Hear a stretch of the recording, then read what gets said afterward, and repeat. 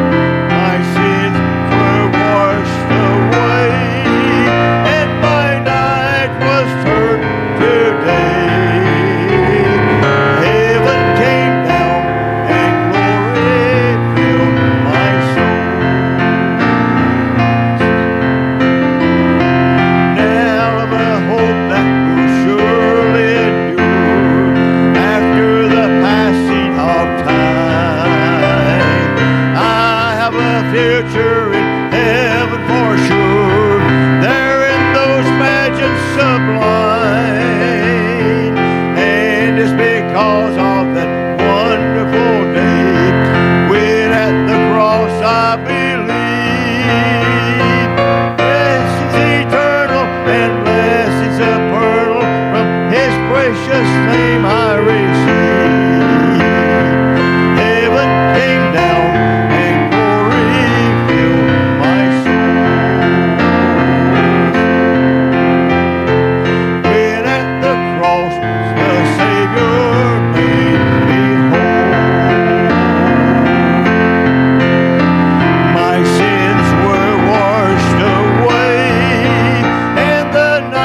was turned to death.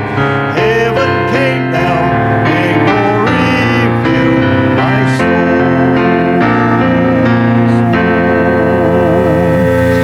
Man, turn over to page 524 for the next number. And since we have experienced that salvation, this next song says we're marching to Zion, written by Isaac Watts many, many, many years ago. A beautiful song. That's the 120.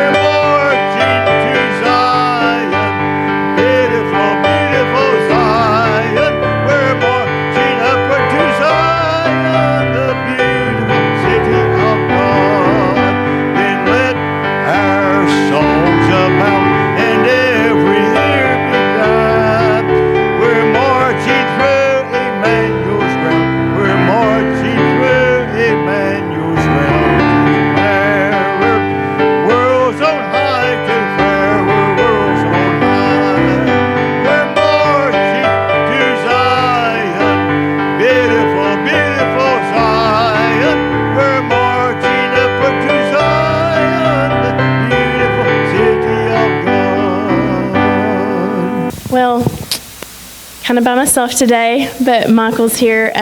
But just be in prayer for, there's a lot of sickness going around too. Tori's not feeling well, so just pray for her.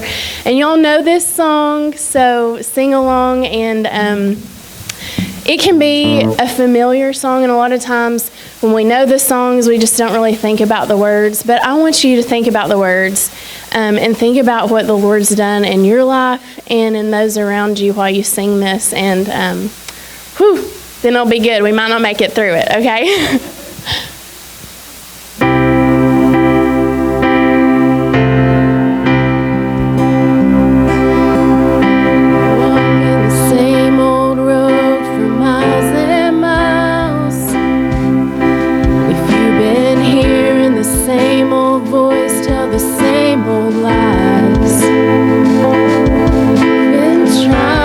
Fill the same old holes inside.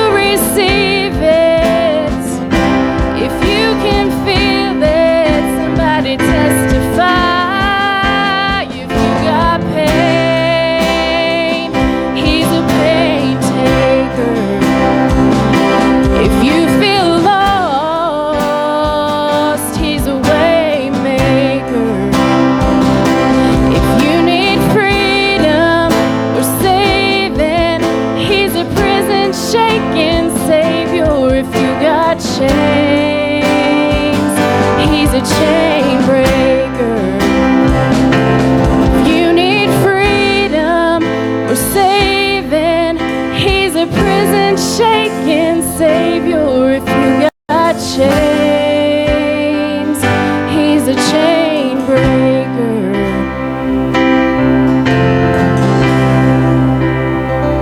Thank you, Jesus. Pray for us. We're going to try to do a song this morning.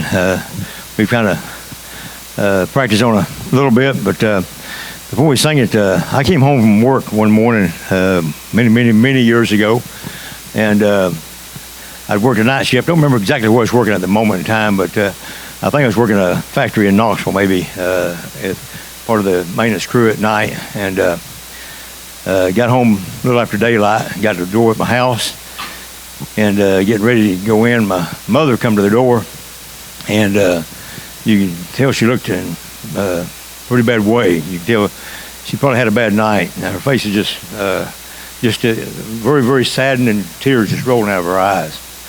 And I remember she stood there for a few moments, and she said, "I hate to tell you this." She said, "Little Denny got killed last night."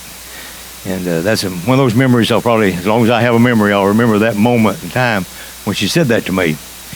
And what that goes back to is we had a good friend, family that we just loved, and Connor Jones and his wife.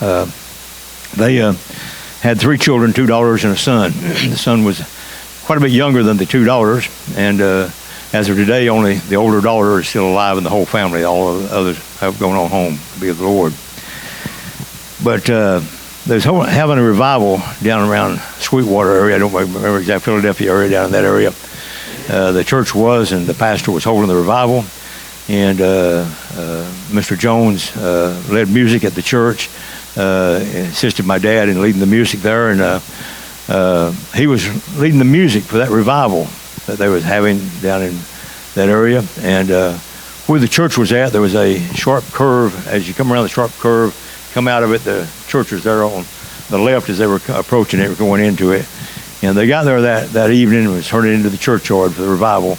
And as he made his turn, a car came around that curve at an extremely high rate of speed, from what I understand, and broadsided his car. And the little boy was sitting in the back seat against the door and killed him. His wife was sitting in the front seat against the door as well. She was injured severely. Spent quite a bit of time in the hospital. Others in the car was injured, but nothing as bad as those 2 right there, obviously. And quite a few days had passed, months had passed. His wife finally was able to be back at church, and they was back worshiping with us. And this song I'm fixing to sing is a song that they had found during that time, and really spent a lot of time grieving over their son, grieving over all the things that happened. I think, I stand to be correct, I think he's like 9 years old, if I'm not mistaken, the little boy was when he lost his life. And this song was one that he and his wife would get up and sing very often, because it was a song that they found that gave them some consolation about the loss of their son, and one day they'll see him again. And as we sing this song, listen to the words of it very closely. It's not a well-acclaimed song or anything, but it's a beautiful song and has a great message in it. And I remember the last thing I'll say here before we sing the song is my mother did, time passed in 1987. She became very ill late spring, and went to the doctor, and they found a tumor in her stomach area and the intestinal area. And took her to the hospital, had surgery. They removed the tumor. I always think God knows what he's doing. He knows what his will is. But apparently, when they sewed her back up, put everything back together, during the recovery, she started getting very, very sick, and they determined that what had happened is where they taken the tumor out, they had the little slit in her intestinal area had started leaking into her body and completely poisoned her body, and she passed away within just a few weeks after that. Last thing she wrote a little note to me. The last one I could read is she was writing it, and it said, "I'm going to spend my summer in heaven." That was the last note. I remember reading it that you could actually read. She wrote quite a few more notes after that, but you couldn't read them after that. But as we were sitting there, and she was grieving and with sickness, and we was obviously very, very saddened and hurting. And Mr. Jones came in there and sat down in the waiting room with us and sat there with us for a while. We sat there and talked. And he said, "God has gave me a ministry." He said, I can go and sit in a waiting room with people that are losing loved ones, and I can understand them. And that was something that stuck with me even as of today. As we sing this song, you may have something that you can relate to, the same as what I'm talking about today. You may have somebody that you know, maybe a mother, a father, maybe a sister, brother, or daughter, or son, whatever it is. If you know somebody that's part of your family and they've gone home to be with the Lord, this is a great, great promise of the time that we'll be able to be joined together again. And I know without a doubt, I know where I'm going. I know I'm on my way to heaven. And if you're on your way, I will see you there, no matter whether you see me here again or not. This is the words of the song as we sing it. Gloria, Jesus will come, some golden daybreak, battles all won. He'll shout the victory, break through the blue, some golden daybreak for me, for you. Some glorious morning, Jesus will cease. Some glorious morning, all will be peace. Heartaches all ended, school days all done. Heaven will open, Jesus will come. Some golden daybreak, Jesus will come. Some golden daybreak, battles all won. He will shout the victory, break through the blue. Some golden daybreak for me, for you. Sad hearts will gladden, all will be bright. Good life forever through earth's dark night. Thanks in a moment, I sing to thee. Oh, glorious daybreak, Jesus, I'll see. Some golden daybreak, Jesus will come. Some golden daybreak, battles all won. He'll shout the victory, break through the blue. Some golden daybreak for me, for you. Oh, what a meeting there in the skies. No tears nor crying shall dim our eyes. Loved ones united eternally. Oh, what a daybreak that morn will be. Some golden daybreak, Jesus will come. Some golden daybreak, battles all won. He'll shout the victory, break through the blue. Some golden daybreak for me, for you.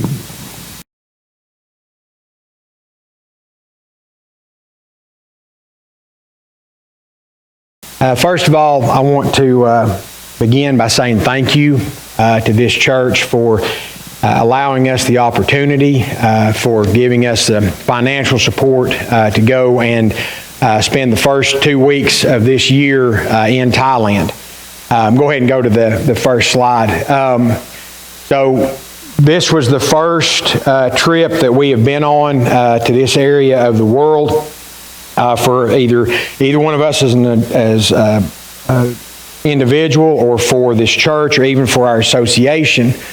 And you know what, Julie, I changed my mind. I'm actually going to use the little laser pointer thing. My bad. Sorry about that.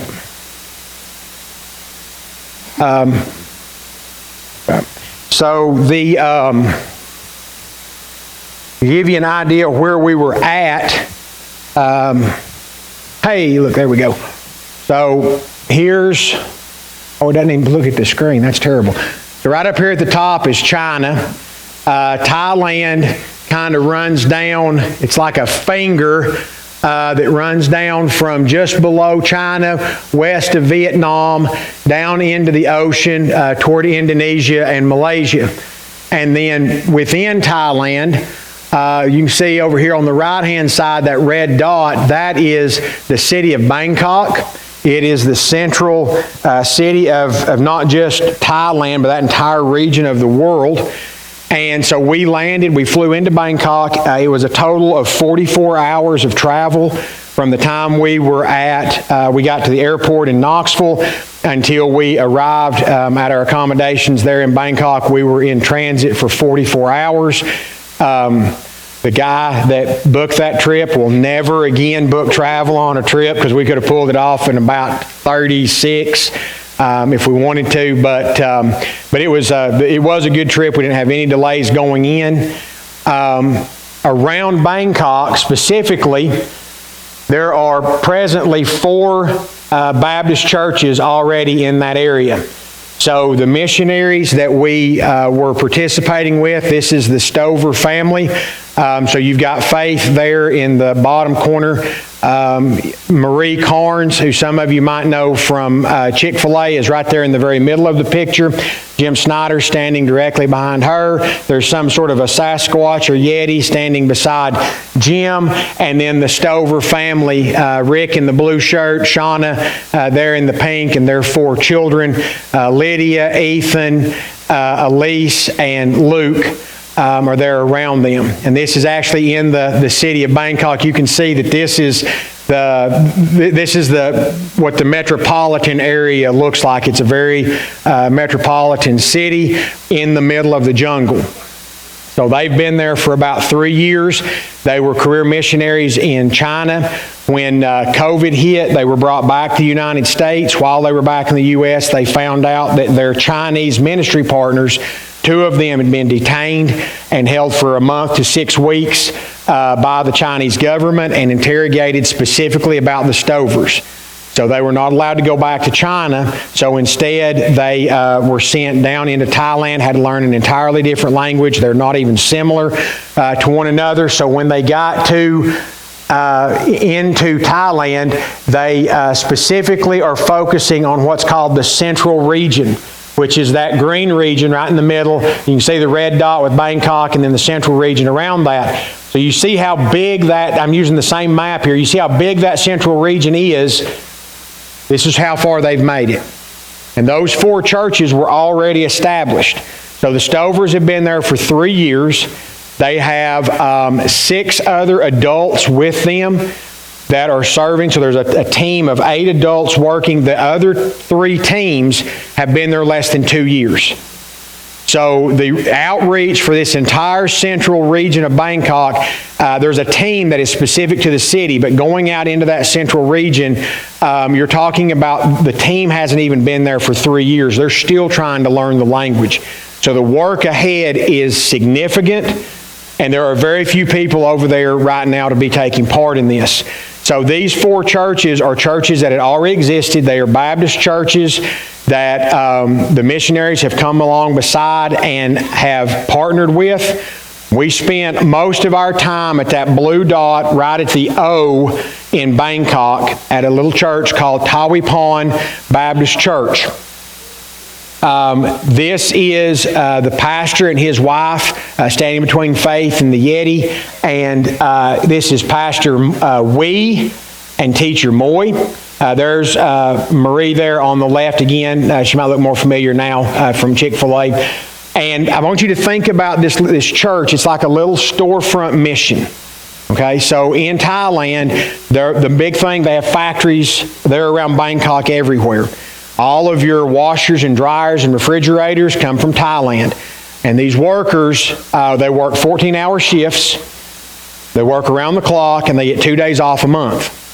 When they come home from work, they go to a tenement apartment. So think like Gangs of New York. Think about tenement housings in New York City in the late 1800s, Tammany Hall, those kinds of things. So they go into an apartment that has no kitchen, has no bathroom. The bathroom's down at the end of the hall. Everybody has to share that.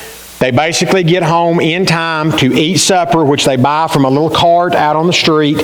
They come in, they feed their kids, everybody goes to bed, they get up the next morning and do it again. But they keep the same school schedule. So those kids from like 3:30 in the afternoon until mom and dad get home at 8:30 or 9 o'clock at night they're street urchins. They're feral. They've got homework to work on, but they have nowhere. And the kids, it's not like they can go out and play, because do you want to send your kids out and play in a situation like that? No, and neither do these parents. So the kids are expected to stay in the house. Now, of course, like every other corner of the world, everyone has a cell phone. So here's what I want you to do for the next 5 hours, 13-year-old.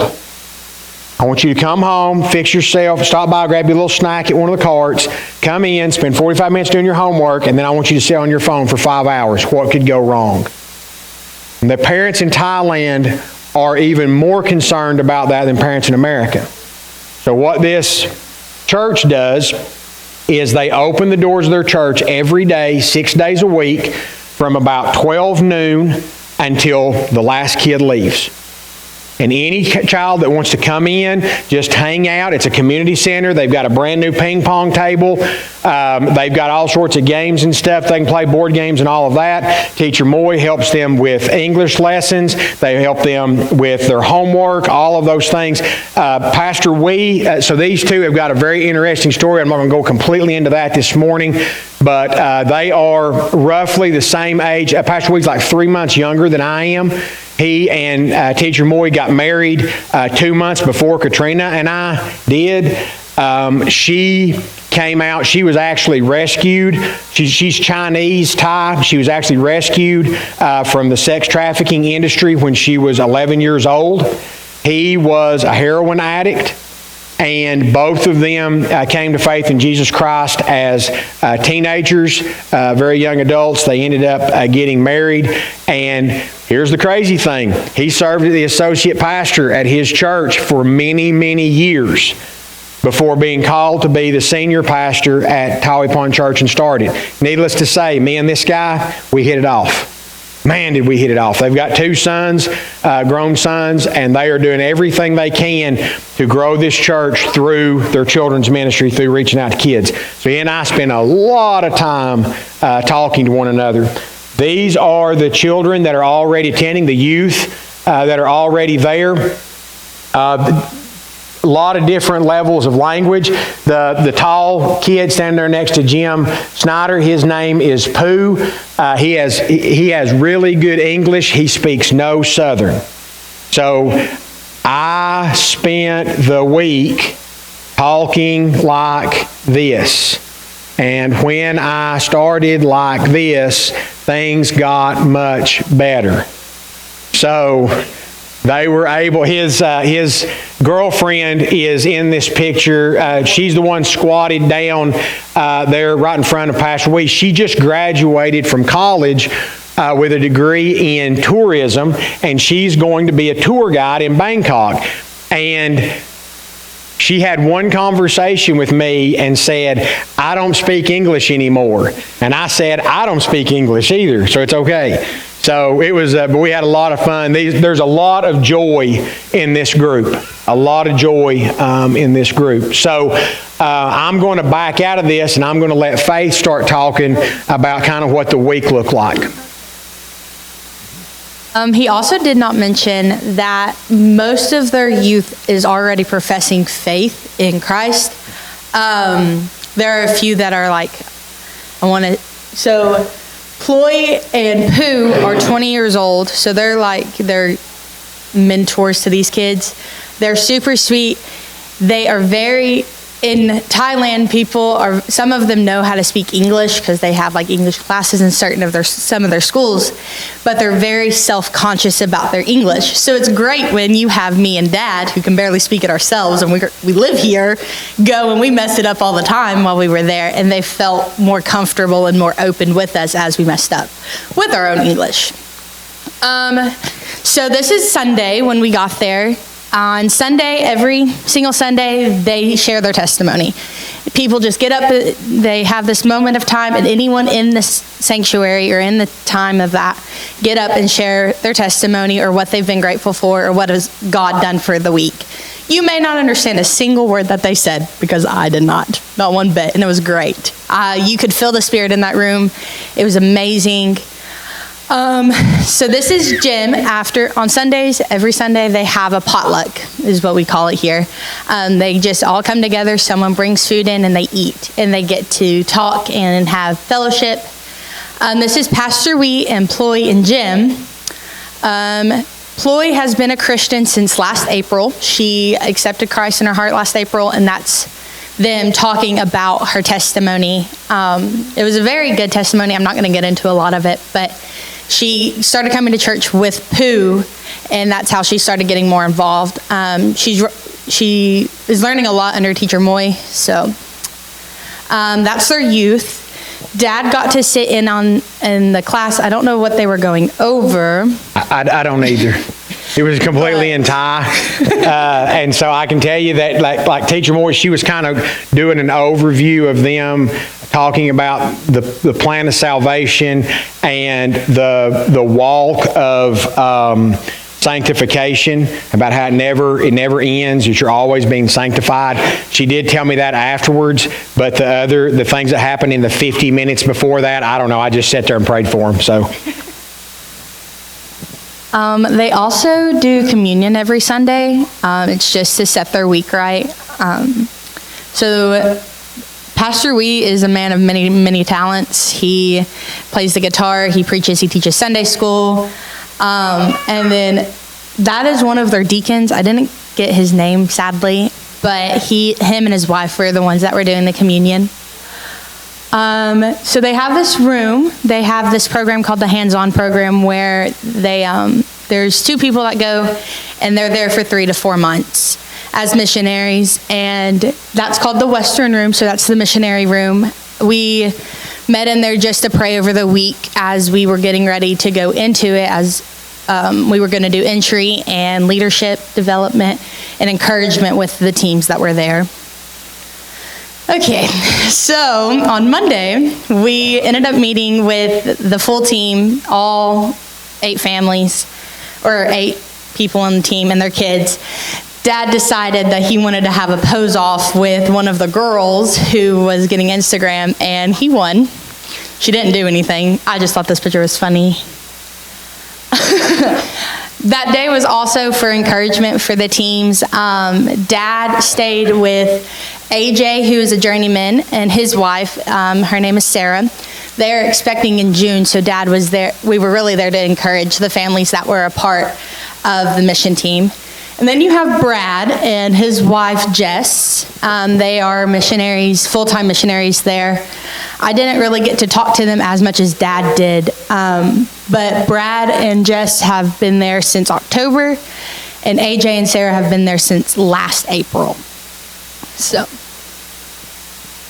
that's the team. So you have on the very far behind me is the Solis family. You have Priscilla and Cheyenne. The cute little redhead and the guy behind her is AJ and Sarah. They mainly work with the Tawipan Church. They're there throughout the week and they teach English to the kids. Then you have us hooligans, and then you have Jess and Brad, and they are in a place called Utia. It's about an hour-and-a-half drive from where Tawipan Church is. Actually, it's 30 minutes, and it's an hour-and-a-half drive from where Shauna and Rick live. But that was Monday. We got to encourage and be there for the families and just get to talk to them and hear their story and why they went into the mission field.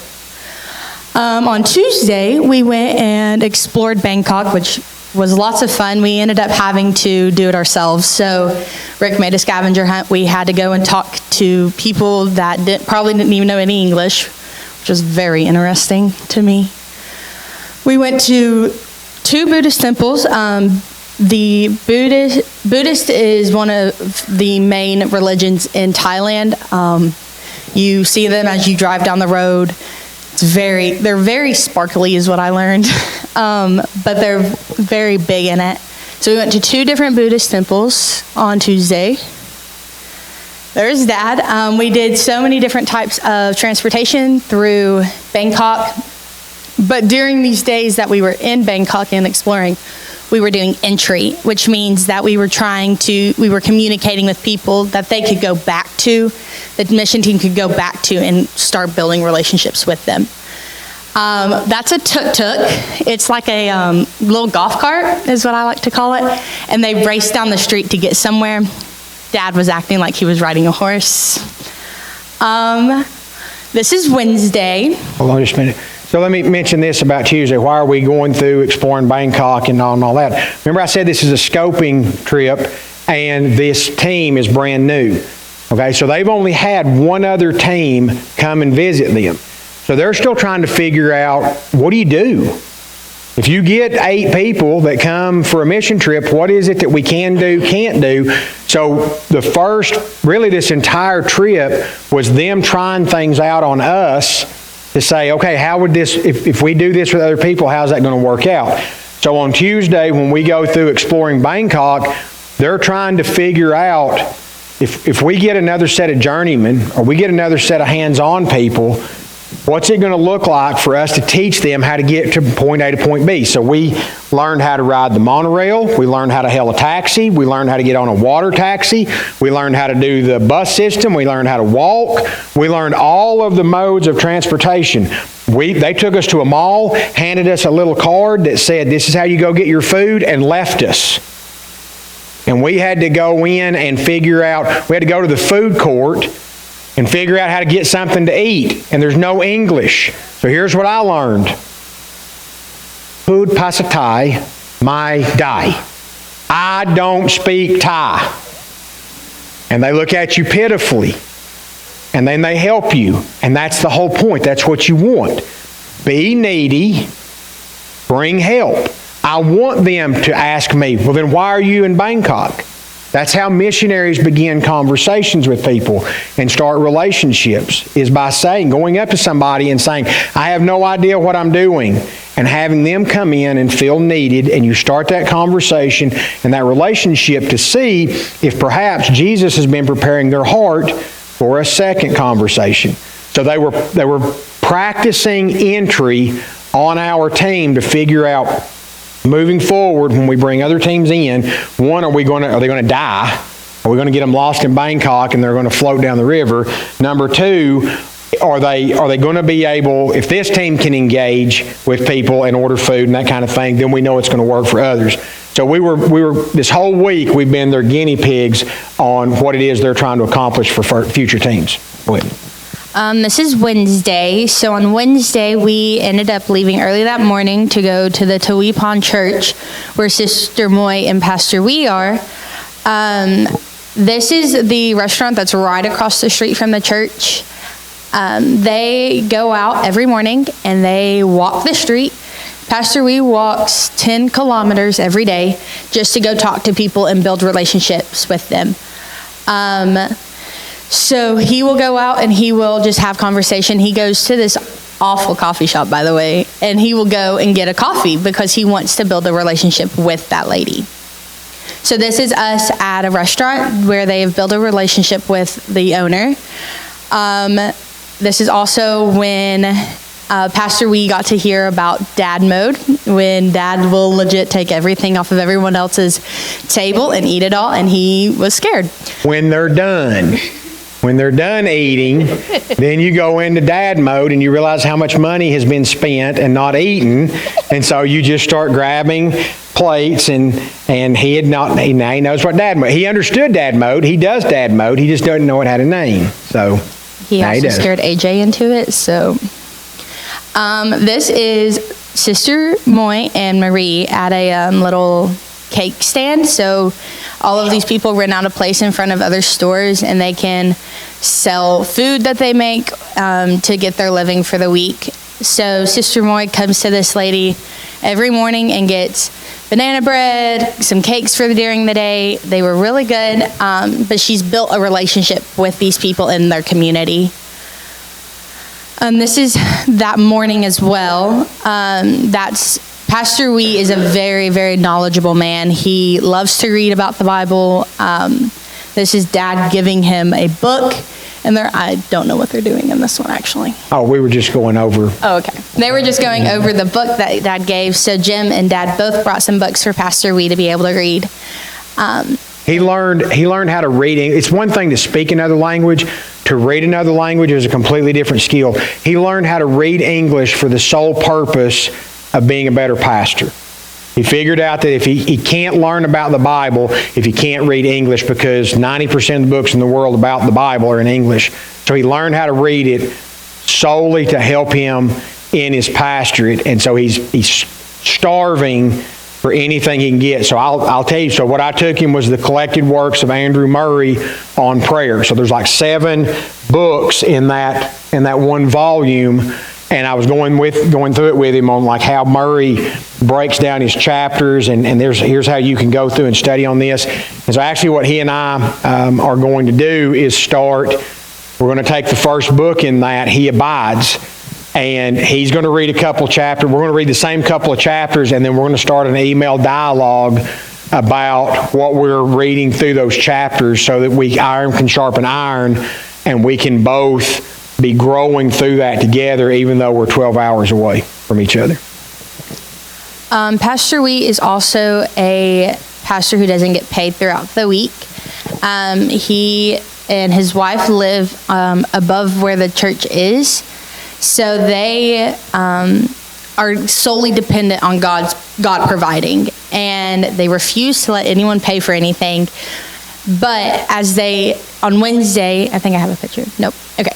On Wednesday, we ended up going out in through this community, and they buy bags of rice for people in the community to where that they would have something to eat. But by doing that, they're sharing the gospel with these people. So we took 3 different bags of rice to 3 different people. But they go and talk to these people every day, and they share Jesus with them. This is also the day that Dad decided to cut his beard.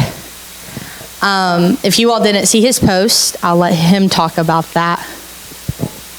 It's too soon. Okay, never mind. So the people in Thailand, they do not trust anyone with facial hair, and they don't trust Westerners with long hair. So between eating lunch and leaving that afternoon, I talked to Pastor Wee, and I said, I can't go out and share the gospel with people if they're not going to trust what I'm saying, if they're suspicious of me. So what I was actually asking for was a beard trimmer. There are no beard trimmers in Thailand. So he said, well, I'll take you to my barber. And so he did. He took me to the barber that he uses, a guy that has a distant relationship with their church that he's trying to continue to build on. And the guy took me down to my goatee, and then Pastor Wee and the gentleman kind of got into more of a pointed discussion, and in the midst of that, he ran the clippers up the side of my head on both sides, and I went full on Talladega NASCAR mullet, and so I was done. That was enough. So I hid it under a ball cap for the rest of the trip best I could, and then when I got back here the next morning, I went and let Angelica up at Studio 6 kind of shape everything up, and so now this is what you're stuck with. So, but it turns out that why the pastor and this gentleman were, what they were discussing was this guy won't come to church on Sundays because he has an immense gambling debt. He is addicted to online gambling, and so Pastor Wee was asking him about how that battle was going, and the guy was telling him it ain't going good at all. I just keep digging and I'm not getting out of the hole. And Pastor Wee was just re-encouraging him that you're never going to get out by digging. You're going to get out you got to stop digging. And he was just trying to build him up about that, about how Jesus can help him overcome that addiction. And so somewhere in that process, I sacrificed. So, but that was it for that day. On Thursday, me and Dad went separate ways. I ended up staying with Shauna and Marie, and we went and met up with a mom from the Elm. The Elm is their pregnancy resource center. She has 4 moms that she's currently working with. This is one of their babies. The mom did not want a picture, so I didn't get a picture with the mom, but she was okay with me taking a picture with the baby.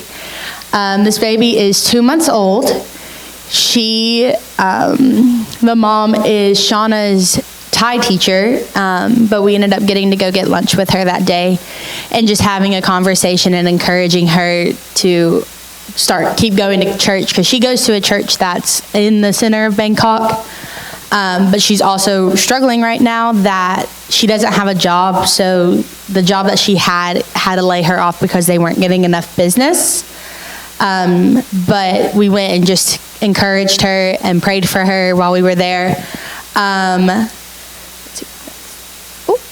This picture, we also went to the Elm. The Elm is in a lady's like a upstairs of a lady's house / coffee shop. It's in a single room that's not even bigger than one of the classrooms upstairs. We went and organized the baby clothes and diapers and everything that Shauna needed us to help her with. Dad and them went to... So then while they're doing that, the men went up to the province of Nakhon Nayok, which is about an hour north of Bangkok, and it's just rice fields. There's rice paddies everywhere. You'll be driving along down this little country road, and all of a sudden there'll be a restaurant on this side of the road and a village on this side of the road, and right out in the middle of nowhere. And so this is one of the restaurants that we went to, and we just went in, sat down, ordered some noodles, and started up a conversation. There's a couple of people back there in the back. The ladies on the restaurant are on the inside. These are some folks that are there from the village. And when I say village, I'm talking like 10 to 12 houses. And then you go 3 or 4 miles down the road, here's a restaurant, here's a village. And so for that afternoon, we were just going in, sitting down at the restaurant, starting up conversations with people. They asked us what we were doing there. Rick said, I'm here as a missionary. They said, what's a missionary? They have no idea. Of everyone we talked to, no one, when we said we were there to represent Jesus, they thought he was a politician.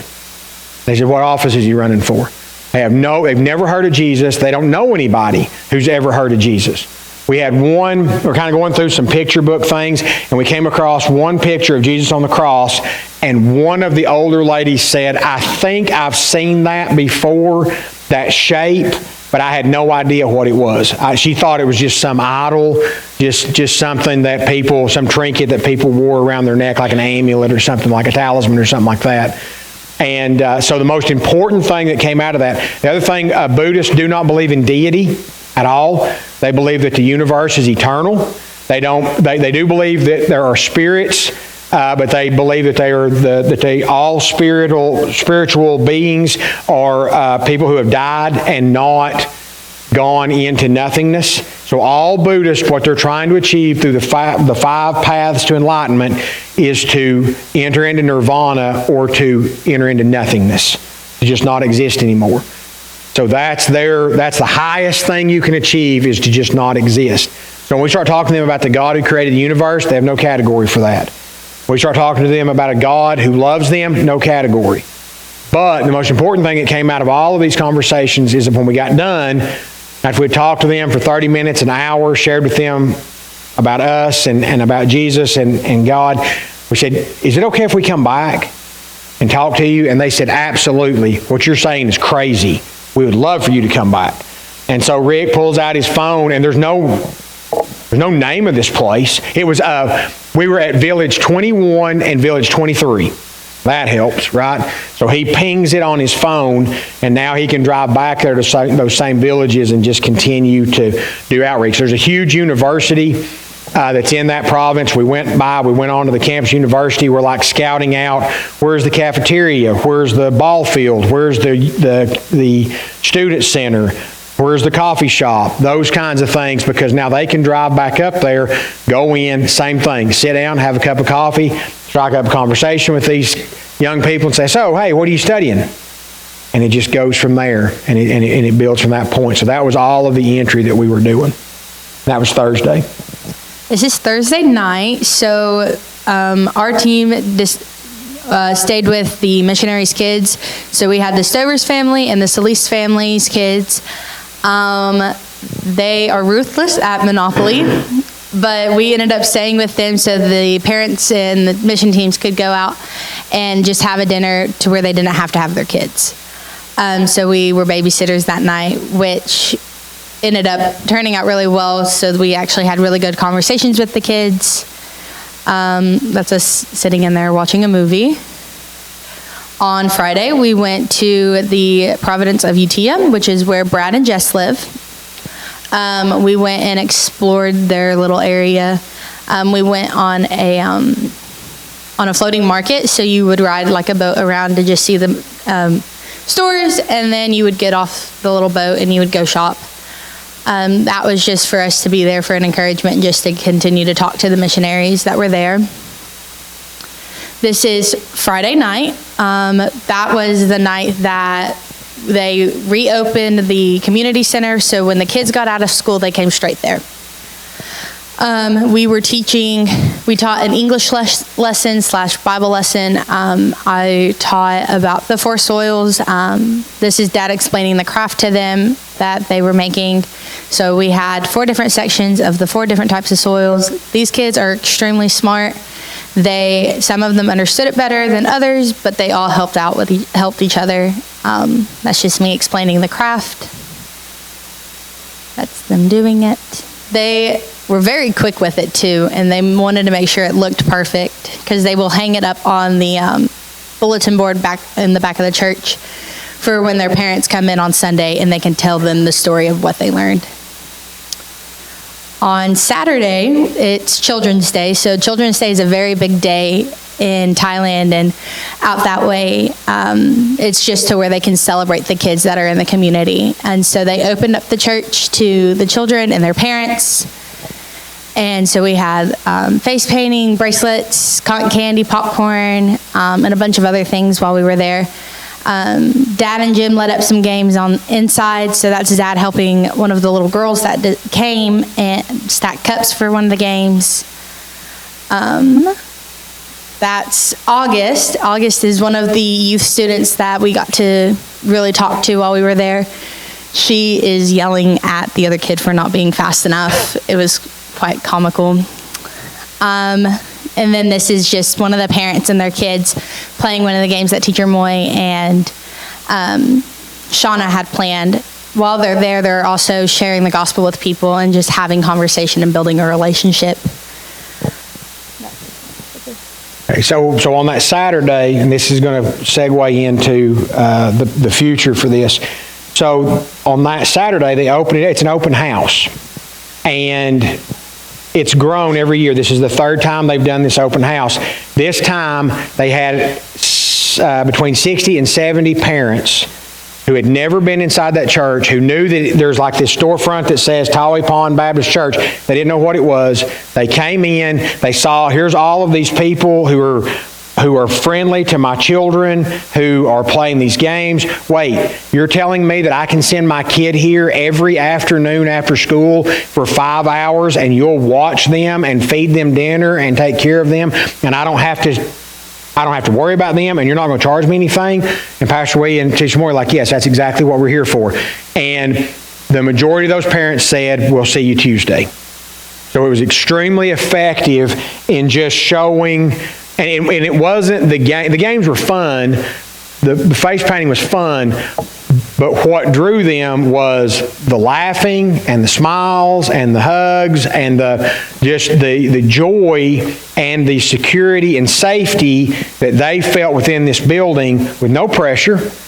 We're not here to proselytize you. We just want to give you some place that your kid can come in the evening and be safe.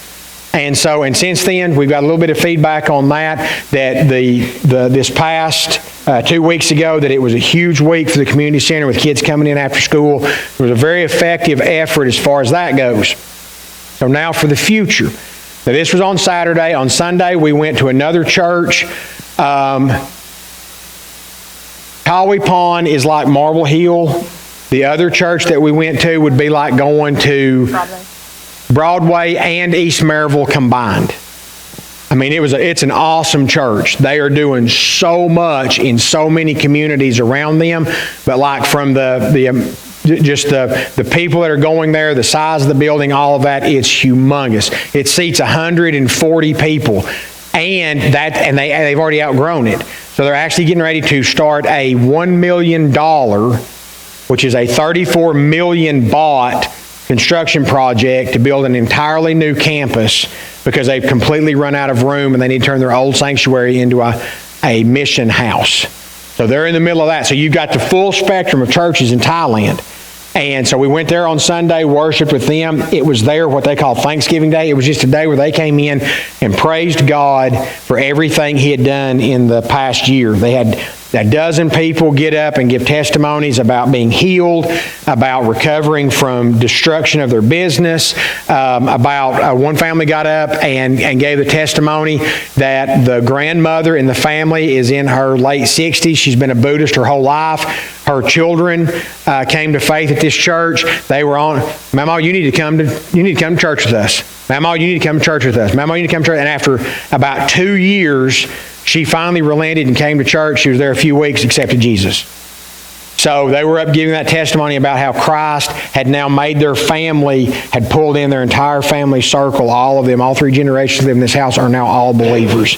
So, I mean, just that kind of thing on Saturday, and then on Sunday, and then we came back, and it was 37 hours coming back. Let me just put this, try to get your head around this. We left Tokyo at 11 a.m. on Monday. We landed in New York at 10 a.m. on Monday. Just try to do that math. All right. So what we want to do next year, this time the dates, we were very confined on when we could go. So it wasn't the best because everyone there is on holiday. They're all on vacation. So next year, what we want to do is we want to go in just a couple of days before Children's Day, get acclimated to the time difference, and then the first activity will be this Saturday. Instead of it being the last activity, it will be the first. And then the entire week, so there's Saturday, we worship with the church on Sunday, and then Monday through Friday, we want to offer to anyone in this community every evening English classes. Westerners coming in and teaching English classes. Now, why would this matter? For a parent to contract a Westerner to teach their child English, it's about 1,000 baht an hour. They make 80 baht an hour. So for a team to come in, even as ridiculous as my English is, for a team to come in and give their kids 20 hours of English, that's 2 months' salary for free.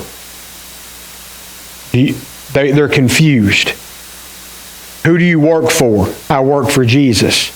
What office is He running for? He's already king. Wait, what? I came here of my own accord to spend 20 hours teaching your kids English because Jesus is king. Now I'm interested, right? So that's the plan for next year. We started looking at ticket prices for that trip. Airfare is going to run somewhere between $1,700 and $2,200 to get on the plane. The ground cost there for staying there, for our meals, for all of that. What we do is like this trip, we budgeted $1,000. For each person, $1,000. That was more than enough. We stayed in a ridiculously nice hotel this time. Remember, they're figuring out what they can do and what they can't do. We stayed there. We had plenty enough for our meals every day. We used some of that money to buy games for the kids for the night. It was everything we needed. And then on top of that, we got to the end of the trip. We remember that Faith said that Pastor Wee and Teacher Moy, they don't have income. They just live off Jesus there at the church. So we left them 8,000 baht. And we left Shanna for Elm. Do you remember? I left for about 4,000. About 4,000 baht, right? So that's the way it works. It's like, okay, we're going to budget this much for ground transportation, all of our costs, but it may not be that much. Oh, you mean I'm going to get some back? No. You're going to invest everything that you put in. We're going to leave it right over there in the ministry. So next January, you're looking at somewhere in the neighborhood of $2,700 to $3,300. That comes out to if you get paid every 2 weeks, that comes out to like, and we've got some scholarship stuff through the association and some money through the church. So if you wanted to go and be a part of this and you came to me and said, Justin, I think I want to do that, we'll start a plan. Okay, let's figure out. Let's start right now to plan to go next year. Let's figure out where you, like I got a bank account that a little bit of my paycheck goes out every 2 weeks when I get paid. There's a certain amount of money that goes into that bank account, and I don't ever see it, and that is my mission bank account. And when there's enough money in there to go on a mission trip, I go on a mission trip. All right? And sometimes something will happen.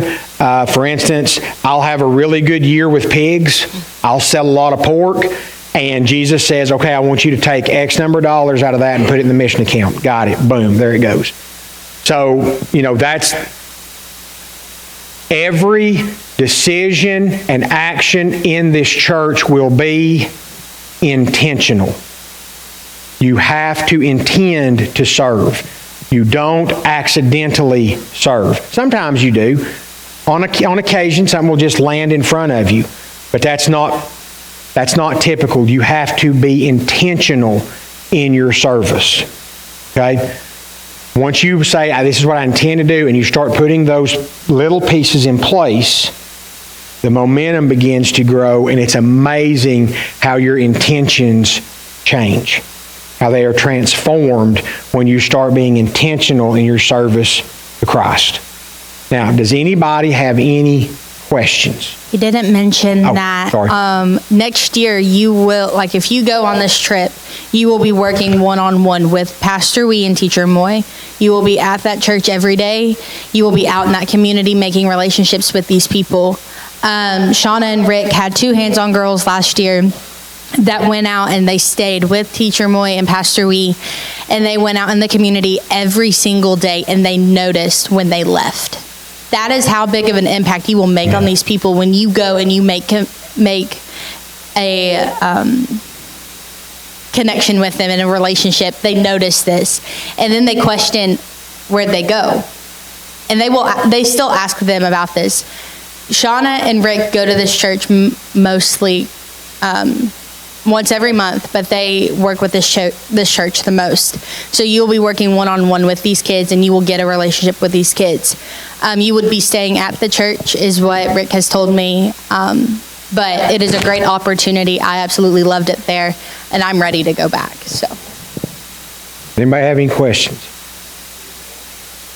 Openly. Yeah, like we were able to, we're not going to have to restrict this this video for this morning. All these pictures are full. Because here's the deal.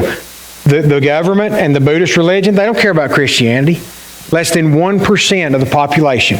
Listen to what I just said. Less than 1% of the population of Thailand has even heard of Christ. Not are Christians. Has ever even heard of Christ.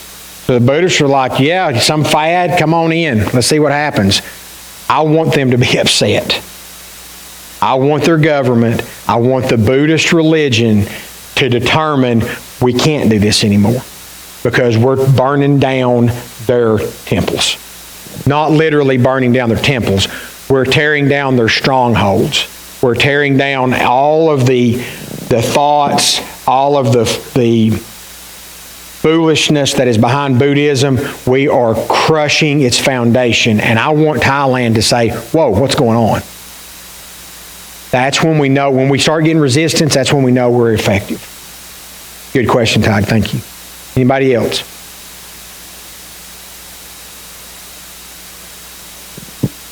Well, so for next year, it will be, this is where we're going to focus, right? So there are other regions. There are 2 other teams that are working now. There's a West team and an East team.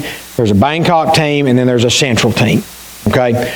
So there is work going other places, but at this point, the focus for Marble Hill and the focus for the Chilhai Baptist is going to be on this team working with these 4 churches, however they need. So the way this works, sometimes you have churches and associations that call a missionary and they say, this is what I'm bringing, use it. And then you have churches and associations that call a missionary and say, what do I need to bring? What kind of people do you need? You need nurses, you need teachers, you need farmers, you need bobcat operators. What do you need? That's what I'm going to bring. And then you work to what the missionary needs. And that's the mentality that we take into it. So right now, what they need in these churches, they need people who are willing to go out into the community and engage in conversation with someone. They need people who are not afraid to be embarrassed because they're ignorant. You've got to be able to go up and say, I don't know what I'm doing. Can you please help me? And you've got to be able to smile. You have to be joyful. You have to go, you're going over there to exude the joyful spirit and love of Christ. So, if you're okay being embarrassed, you're joyful, and you're willing to go out and engage with people, this is exactly the kind of trip, exactly the kind of ministry to be involved in. Anybody else? Eventually we're going to go to the whole world. Eventually we're going to get to all of Thailand. But right now this is where they're at because, again, they're a brand new team. This is the only 4 churches in that entire central region. So there's that's about 22 million unreached, unengaged. Meaning they've never heard of Jesus before. 22 million people.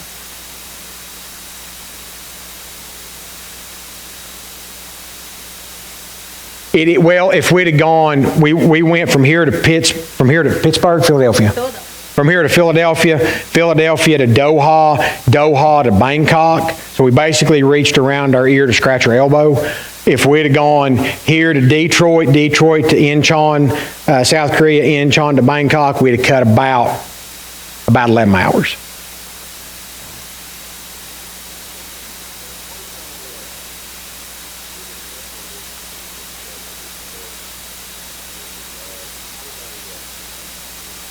So there's really not that big of a difference. We sang How Great Thou Art that first Sunday morning. That was awesome because I'm singing in English and they're singing in Thai. And I'm like, this is exactly what heaven is going to sound like, right? So that was really cool. So they have, they have hymns. They have hymns that are written in Thai. Christianity is not new to Thailand. There have been Christians in Thailand for a couple of hundred years. They actually have a Thailand Baptist Seminary, right? Okay, and so here's the other thing about Pastor Wee. Pastor Wee has an inferiority complex because he's never been to seminary. And so he's like, I'm half a pastor because I've never been to seminary. And so he and I are talking for a couple of days. He and Jim are talking for a couple of days, and he says to me, where did you go to seminary? I said, I've never been to seminary. Well, where'd you go to Bible college? I didn't go to Bible college. Well, did you go to college? I said, yeah, I have a degree in Homeland Security, and I work in the nuclear industry. He said, I'm not figuring this out. I said, I have about 300 books in my library. I just read. I can't do anything but read the Word. And he said, and later, Rick came back and talked to me and Jim. He said, all he's talked about is that you guys, that you didn't go to Bible college. He said, you don't understand what encouragement that was to him to just knock the legs out from underneath that satanic whisper that's always in his head. That you don't have to go to seminary or Bible college to be effective in your ministry. You just have to know the Word and go from there. So they do have a seminary there. He's actually, Pastor Wee has taken every course at is it Master's College? Is that John MacArthur? Master's, yeah. So he's taken every course available online. So, I mean, he is hungry. He is trying to learn the Word. He's trying to get out in the community and apply the Word, minister it to people, help them change their life through the Word. So, I mean, that's an awesome dude. Sir. 34 bought to $1. So 80 baht an hour translates to $2.10 per hour. And that's the factory workers. They're not minions. Like, that's the top. You get on a factory, you're in good shape. The people that are owning businesses and working in businesses, they're not making anywhere near that much. Anybody else? Yes, sir. Oh, hey, Jake.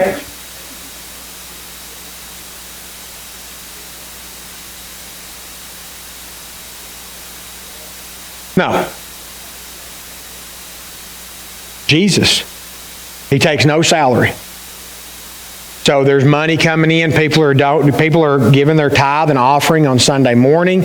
Their money just shows up. And he doesn't. He paid for my haircut. He would not let me pay for it. They paid for our meals. They would not. So I'll tell you how. You know how it happens? Because if he reads that book, he's going to find 2,000 baht because I put it between the pages. That you have to be intentional. You understand what I'm saying? You have to be intentional. There's no way I'm leaving that country and that guy didn't have money. You have to be thinking always in conversation with Jesus, what do you want me to do? What do you want me to do? What do you want me to do? Show me, show me, show me. Give me strength. Give me power. Give me unction. Give me a will. Do it, do it, do it. And the only way that guy's eating supper is because there's people all over the place that Jesus is saying, do it. And they go and they do it. And he ain't living in rags. He's skinny because he walks 6 miles a day. But he's not living in rags. I mean, they live above the church. Yeah, the church is the bottom floor. They live on the second floor. The top floor they've converted into 2 bedrooms for any missionaries that want to come and live there for an extended period of time. And the building was donated by one of the church members. He said, I got this building. I'm really not doing anything with it right now. You want to put a church in it? Yes. 100% intentional. Do what? They're getting money. So they're praying right now for an activity center for the kids in the community center. They have a land that they're needing to build something.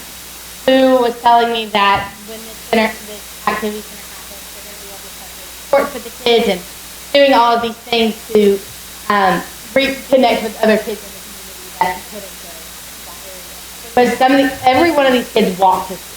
There's no buses, or they get a tuk-tuk, or they get it right on a motorcycle. I stay from that area.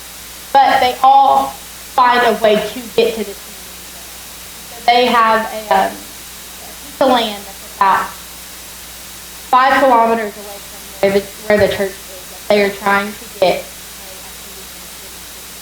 go and do sports with their friends and be able to meet up and have an area to where it's just for them. They wouldn't have to be but that's one thing that they're working towards.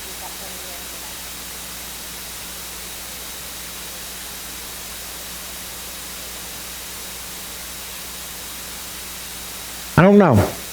Not sure. I think it's one of those deals where they're going to collect money until Jesus gives them unction to build, and they're going to see how much money they have, and they're going to build according to what that is. So, they're just, they're not in any hurry for this. It's what they want to do, but they're not campaigning for it. They're not out. It's just when Jesus sends us enough money to do that, then we'll know it's time and we'll go and do it. And so you talk about faith-based. It is a faith-based ministry. These are great questions. Thank you guys for engaging. All right.